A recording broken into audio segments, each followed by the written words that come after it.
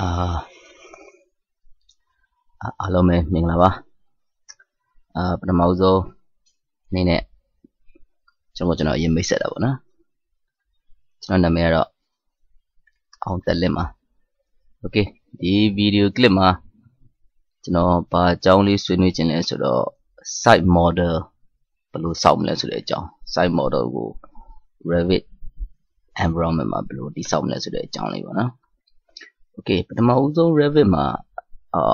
model တစ်ခုတည်ဆောက်ဖို့အတွက်ဆိုရင်ဒီ site model အတွက်နံပါတ်1ချက်အရေးကြီးတာဒီကျွန်တော်တို့ဒီ control information ဖြစ်တဲ့ site boundary တို့ grid line တို့ level တို့တည်ဆောက်ရမှာ Okay အဲ့တော့အဲ့ဒီအဆင့်မတိုင်ခင်မှာကျွန်တော်တို့လုပ်ရမယ့်အချက်ကဘာလဲဆိုတော့အဲ့ဒီ site model အတွက်ကိုကျွန်တော်တို့ဘာဆိုတော့ဒီ process က cut transition process လည်းဖြစ်တယ်အဲ့တော့ကျွန်တော်တို့အရင်ဆုံး cut မှာကျွန်တော်တို့ရဲ့ project နဲ့ပတ်သက်တဲ့ layout တွေကိုအရင် setting ထိုင်ဖို့လိုတယ်Okay ဒါကြောင့်မလို့ကျွန်တော်တို့က cut file မှာအရင်ဆုံးလိုအပ်တဲ့ setting တွေကိုလုပ်ရမယ်နံပါတ်1ချက်ပါလုပ်ရမယ်ဆိုတော့ cut file တွေကိုလိုအပ်တဲ့ patch တွေ audit တွေလုပ်မယ်ပြီးတော့location တွေကို reset လုပ်ရမယ်ဘယ်လိုပုံစံလဲဆိုတဲ့အခါကျတော့ကျွန်တော်တို့ဒီပုံစံပေါ့နော်ဆိုတဲ့သဘောဒါဒီကျွန်တော်တို့ရဲ့ site plan လို့ခေါ်ပါပေါ့ site plan မှာသူ့ရဲ့ဘေးနားမှာ road တွေရှိမယ်ဆိုတော့ boundary ရှိမယ်ကျွန်တော်တို့ရဲ့ site ရဲ့ဒီ setting တွေရှိမယ်ပြီးတဲ့အခါမှာဘာတွေရှိမယ်ဆိုတော့ပြီးတော့မှဒီ boundary ကိုမူတည်ပြီးတော့ကျွန်တော်တို့ဒီ grid တွေရှိမယ်ကျွန်တော်တို့ရဲ့ flow plan တွေရှိမယ် roof plan တွေရှိမယ်အဲ့တော့ဒါတွေအားလုံးကို Revit ပေါ်မတင်ခင်မှာကျွန်တော်တို့ကကြိုပြီးတော့ setting ထိုင်ထားမယ်ဆိုရင်ပိုပြီးအဆင်ပြေတယ်အဲ့ခါကျတော့ကျွန်တော်တို့ရဲ့ project ရဲ့ဒီ site boundary ရဲ့ corner တစ်ခုကိုကျွန်တော်တို့က insertion point တစ်ခုအနေနဲ့အတည်ထားပြီးတော့ကျွန်တော်တို့ cut မှာဒီပုံစံတိုင်းလေးတွေ setting ထိုင်ထားမယ်ဟုတ်ပြီနော်အဲ့တော့ကျွန်တော်တို့ကဒီ setting တွေကိုအရင် cut မှာအရင်ပြင်ဆင်ကြမယ်ဒါတွေပြီးပြီဆိုတဲ့အချိန်ကျတော့မှကျွန်တော်တို့ဒီဘယ်လိုသွားမလဲဆိုတော့ Revit environment ပေါ်တက်မယ် Okay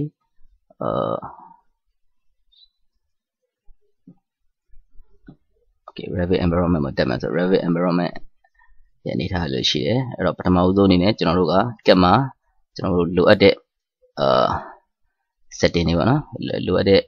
ပြင်ဆင်မှုတွေကို site plan ပြီးလို့ရှိရင် boundary နဲ့ grid line ပြီးလို့ရှိရင်first story plan typical flow plan roof plan ဒါတွေကိုကြိုတင်ပြင်ဆင်ထားပြီးပြီလို့အရှုံးလို့ကြမှာနော်ဒါမှမဟုတ်တော့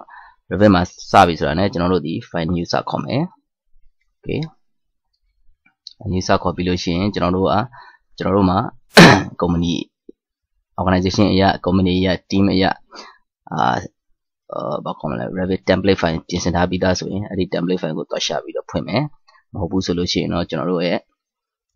Autodesk ကပေးတဲ့ဒီ Revit template အောက်ကကျွန်တော်မှာတော့ Singapore ရှိပြီးသားအဲ့ဒီအောက်မှာကျွန်တော်တို့ကဒီ Archi site plan ကိုပြတော့မယ် Archi template plan ကို drawing ကိုစပြီးတော့Archi Revit template file ကိုစဖွင့်မယ် Okay ဘာလို့ဒီချိန်နေပြောလဲဆိုတဲ့အခါကျတော့ခါတလေမှာ installation လုပ်တဲ့အချိန်တုန်းကတည်တည်ချာချာ install မလုပ်ခဲ့ရင်ကိုယ့်ရဲ့ template file တွေက inferior တွေဖြစ်နေတတ်တဲ့အတွက်ကြောင့်ပဲ Okay အဲ့တော့ကျွန်တော်ဒီနားနေပြီးတော့ကျွန်တော်လိုချင်တဲ့ template file ကိုတရားသွားပြီးတော့ရွေးပြီးရင် Okay ပေးလိုက်မယ်အဲ့ဒါရင်ကျွန်တော်တို့ရဲ့Revit architectural template file တက်လာမယ် metric unit နဲ့အဲ့ဒီကနေမှကျွန်တော်တို့က site plan ကိုသွားမယ် Okay ဒါဒီကျွန်တော်တို့ရဲ့ site plan ရဲ့ setting ဒီ site plan setting ဒီ channel setting တွေနဲ့ကွာခြားချက်ကသူ့မှာအလစ်မှာဒီ triangle လေးနဲ့ circle လေးအပြားလေးဒီ element နှစ်ခုပေါ်နေလိမ့်မယ် triangle ဒီဘာကိုရည်ညွှန်းတယ်လဲဆိုလို့ရှိရင်သူဒီ survey point ကိုရည်ညွှန်းပြီးတော့ circle လေးဒီ project base point ကိုရည်ညွှန်းတယ် Okay ဒါနဲ့ပတ်သက်ပြီးတော့ရှေ့မှာအသေးစိတ်ရှင်းပြမယ်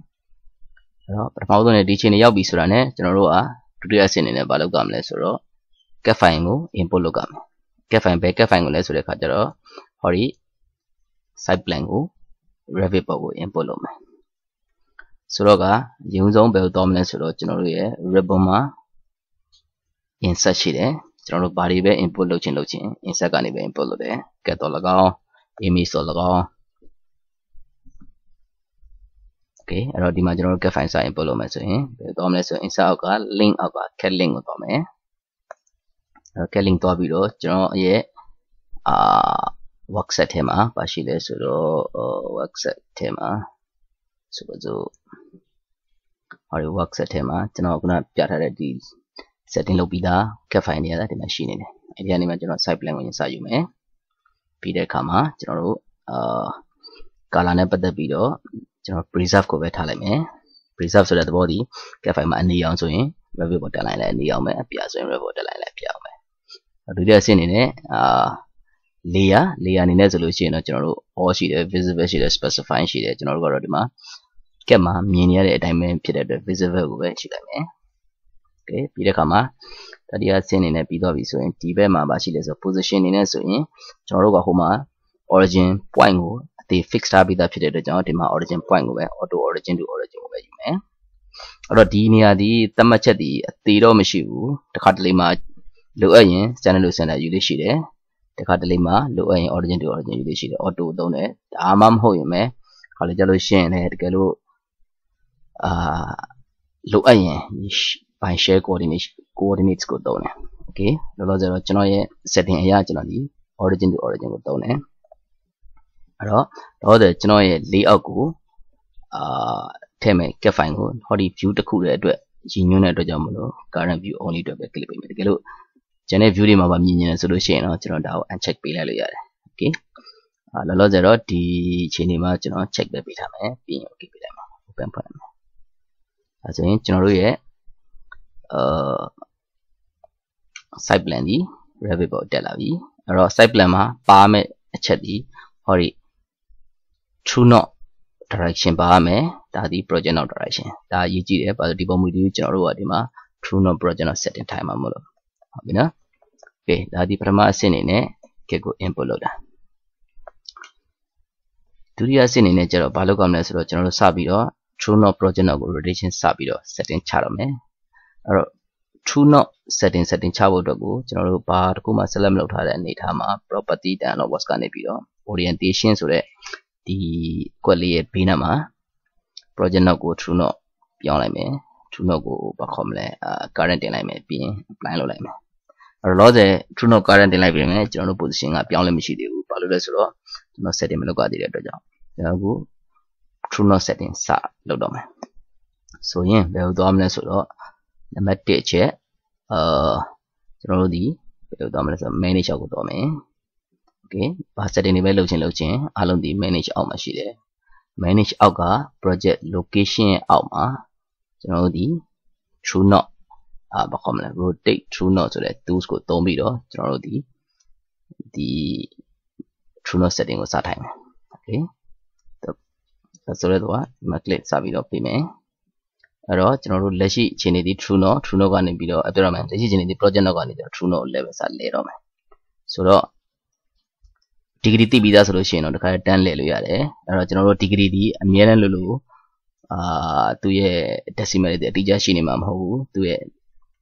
ဟောဒီအခြေအနေတိုင်းဖြစ်နေမှာဖြစ်တဲ့အတွက်ကျွန်တော်တို့ကဟောဒီအခြေအနေအတိုင်းပေါ်မူတည်ပြီးတော့ကျွန်တော်တို့ true not rotate စလှည့်တော့မယ်ဆိုတော့လောလောဆယ်အပြင်ဗဟိုဒီဟောဒီ center မှာဗဟိုပြုနေတယ်အဲ့တော့ကျွန်တော်တို့ဒီဗဟိုကိုဟောဒီ point ကိုရွှေ့ခြင်းရင် center မလဲခင်ပေါ့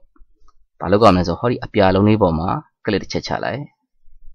click ချလိုက်တာနဲ့ဘာဖြစ်သွားမလဲဆိုတော့ကျွန်တော်တို့ရဲ့ဟောဒီဘာခေါ်မလဲ rotation sample လေးပေါ်လာလိမ့်မယ်ဆိုတဲ့သဘောကဟောဒီ center point ကိုရွှေ့ခြင်းတဲ့နေရာကိုရွှေ့ရတယ်ဒီနားဖြစ်စေကိုရွှေ့ခြင်းတဲ့နေရာပေါ့နော်လောလောဆယ်တော့ကျွန်တော်တို့ကဒီနားလေးမှာရွှေ့ရတာအလွယ်ဆုံးမလို့ဒီကိုရွှေ့လိုက်မယ် okay အပြားလေးတွေရောက်လာပြီဆိုရင်ကျွန်တော်တို့မှာစလှည့်လို့ရပြီဟောဒီ true not ကိုမြောက်ဘက်အမှန်ကိုလှည့်မယ် click ချဒုတိယ click ကနေပြီးချလိုက်ဒါဆိုရင်ဟောဒီ position ဒီကျွန်တော်တို့ရဲ့ true not position ဖြစ်သွားပြီ okay true not position ဖြစ်တဲ့အချိန်မှာအများမချက်က survey point နဲ့ project base point ဒီနေရာရွေးသွားပြီဒါလိုက်အဲ့တော့ဒီမှာကျွန်တော်တို့ပြန်ပြီးတော့ project not point ကိုပြန်ပေးလိုက်လို့ရှိရင်ဒါဒီ project not point ဖြစ်မယ် project not position ဖြစ်မယ်အဲ့တော့ဒါဒီ true not position ဖြစ်မယ် okay ဒါဒီ project not true not ကို setting ထိုင်တာ okay အဲ့တော့ဒီဆင်းရပြီဆိုရင်ဒုတိယဆင့်အနေနဲ့ဘာလုပ်ကြမလဲဆိုတော့ကျွန်တော်တို့ coordinate point ကိုစပြီးသတ်မှတ်ကြတော့မယ် okay coordinate point ကိုစပြီးသတ်မှတ်တော့မယ်ဆိုလို့ရှိရင်ကျွန်တော်တို့ဘာလုပ်ကြမလဲဆိုတော့ manage ကိုသွားမယ်သူကနည်းတွေကတော့တခြားနည်းလည်းရှိတယ်ဒါလောဆယ်တော့အခြေခံကြတဲ့နည်းတခုကိုပြတာ okay coordinate point စသတ်မှတ်မယ်ဆိုရင်ဘယ်လိုသွားမလဲဆိုတော့ ribbon အောက်က manage အောက်မှာပဲဟောဒီ project location panel ထဲမှာရှိတယ် specify coordinate point ကိုသုံးမယ်ဟုတ်ပြီနော်ပြီးလို့ရှိရင်ကျွန်တော်တို့ရဲ့ဟောဒီ point ဒီ point ကို click ပေးလိုက်မယ်ပြီးလို့ရှိရင်ကျွန်တော်တို့ AutoCAD မှာပါလာတဲ့ဟောဒီ value ကိုဒီထဲမှာရိုက်ထည့်မယ် northern eastern ကို okay တော့မမြင်အောင်ဆိုတော့ကျွန်တော်ပြန်ပြီးတော့ zoom နဲ့ချဲ့လိုက်မယ်ဒီချိန်ဒီမှာဟောဒီ point ကိုစပေးမယ် okay manage အောက်က project location အောက်ကcoordinate အောက်က specify coordinate ကိုရွေးတယ်ပြီးရင်ဟောဒီ point ကိုပေးလိုက်မယ် okay ဒါဆိုရင်ဒီမှာစပြီးတော့မယ်ဆိုရင်ကျွန်တော် eastern ဒီစပါတော့3279245ဟုတ်လဲဆိုတော့ကဲမှာကျတော့ဒီ coordinate point ဒီမီတာနဲ့ပေးထားတာကျွန်တော်တို့ရဲ့ project setting ဒီ millimeter ဖြစ်တဲ့အတွက်ကြောင့် millimeter သုံးတယ်အဲ့တော့ now sorry ဒါကြီးဒီဟုတ်တယ်ဒါဒီ eastern northern ဒီ4579ပြီးရင်325ဆိုတော့ elevation တော့လောလောဆယ်0ပဲထားလိုက်အောင်ပြီးလို့ရှိရင် okay ပေးလိုက်ပါဒါဆိုရင်ကျွန်တော်တို့ရဲ့ ဟောဒီ point ရဲ့ coordinate ကို set up လုပ်ပြီးသွားပြီသိချင်ရင်ဟောဒီမှာပေါင်းခတ်ပြီးတော့ set up လုပ်ကြည့်လိုက်ရင်ကျွန်တော်တို့ရဲ့ဟောဒီ point ရဲ့ northern eastern coordinate point ရမယ်ဒီ northern eastern ဒီဘယ်ကနေတိုင်းတာလဲလို့ပြောလို့ရှိရင်ကျွန်တော်တို့ရဲ့ survey point ကနေတိုင်းတာအဲ့တော့လောဆယ်ခုန triangle လေးဒီပျောက်သွားလိမ့်မယ်အဲ့တော့ zoom ချဲ့ပြီးကြည့်လိုက်ရင်တွေ့ရလိမ့်မယ်survey point ဒီခုနဒီနေရာမှာရှိနေရနေဟောဒီနေရာရောက်သွားတယ်ဆိုတော့ကျွန်တော်တို့ရဲ့ project ကြီးတစ်ခုလုံးကို physically ရွှေ့တာမဟုတ်ဘူးကျွန်တော် information အပြင်ရွှေ့လိုက်တာအဲ့တော့ survey point တွေသူ့ဘာသူဒီနေရာရောက်သွားလိမ့်မယ် okay အဲ့တော့ဒီနေရာမှာဘာဖြစ်လာလဲဆိုတော့ကျွန်တော်တို့ select ပေးပြီးကြည့်လိုက်ရင်ဟောဒီ point ရဲ့ northern eastern သိရမယ်ပြီးတော့ဟောဒီ project north က true north ကနေဘယ်လောက် degree တိမ်ဆောင်နေလဲဆိုတာကိုဒီမှာတစ်ခါတည်းပြတယ် okay ဒီနည်းနဲ့ကျွန်တော်တို့ဒီsite ကို setting စထိုင်တယ် okay ဒါဒီပထမတစ်ချက် true north project north ကို setting ထိုင်တယ်ဒုတိယတစ်ချက်ကျွန်တော်တို့ရဲ့project ရဲ့ဒီ coordination ကိုset up လုပ်တယ်အဲ့တော့ဒီ point ရပြီဆိုတဲ့ခါကျတော့ကျွန်တော်တို့ကဘာတွေလုပ်လဲဆိုတော့နောက်ပိုင်းကျွန်တော်တို့ add ဒီ project element တွေရဲ့ coordinate တွေကိုရှာတယ်ဆိုတော့ပိုင်းတစ်ခုရိုက်မယ်ဆိုတော့ပိုင်းရဲ့ coordinate လိုချင်